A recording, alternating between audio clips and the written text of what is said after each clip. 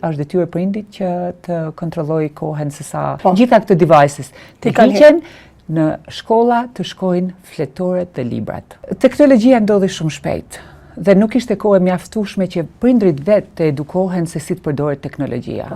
Edhe kjo dha një shkallë shumë të madhe sa prindrit nuk kishin kontroll sepse mosha e re fëmijët e kapin shumë më shpejt kurse prindrit në punë e kapin shumë më shpejt edhe prindrit u tërhoqën disi thanë po këta e dinë se unë nuk di të merrem me teknologji. Po ç'a bën një fëmijë në dhomën e tij me orë të tëra me teknologjinë?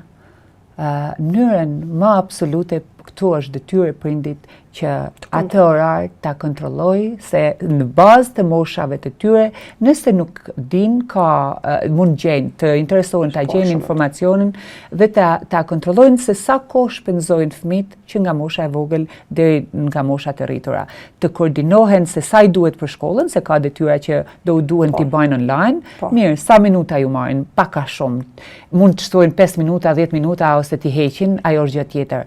Por ta balancojnë atë në bazë çfarë ata kanë nevojë, sa kohë kanë nevojë, por mos t'u lanë kohë më të gjatë sepse është shumë e dëmshme.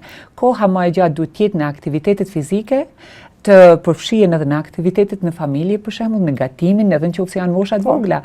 Kur mami po bën atë byrekun apo babi mund të bëjë një nga specialitetet e tyre, merrni fëmin bashkë me të dhe i shpjegoni se sa ujë duhet, sa kjo. Aty mësojnë matematikën, mësojnë shumë gjëra, mësojnë gjuhën, mundësisht gjuhën shqipe të pastër, aq sa munden, sepse gjuhët e huaja do i mësojnë gjithandej, por kur mësojnë një gjuhë shumë mirë, pastaj janë gjendje t'i kapin edhe gjuhët e huaja mirë. Këtu them është detyrë e prindit që të kontrollojë kohën se sa nuk është e lehtë. Nuk është e lehtë se gjithnjë kjo temë del me prindrit që nuk mundemi t'i kontrollojmë. Është dinamikës së jetës çfarë ka ardhur. Po.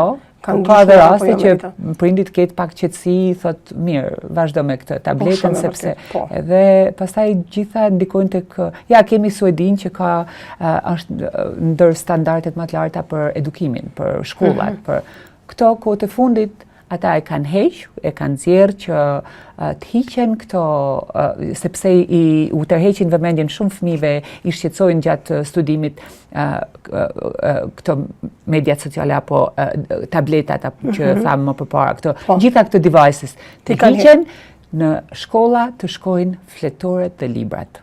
Sepse nisi me u bë shumë i zhvilluar. Fletoret dhe librat, edhe janë të parë që e morën këtë vendim tash që të vazhdojnë edhe shpresoj që sa më shumë shtete ta ndjekin këtë sepse unë e mbaj mend kemi mësuar me fletoret dhe libra dhe kemi arritë të përqendrohemi aty ku është dashur me përqendrimi. Edhe të sjellim përqendrimin aty ku duhet.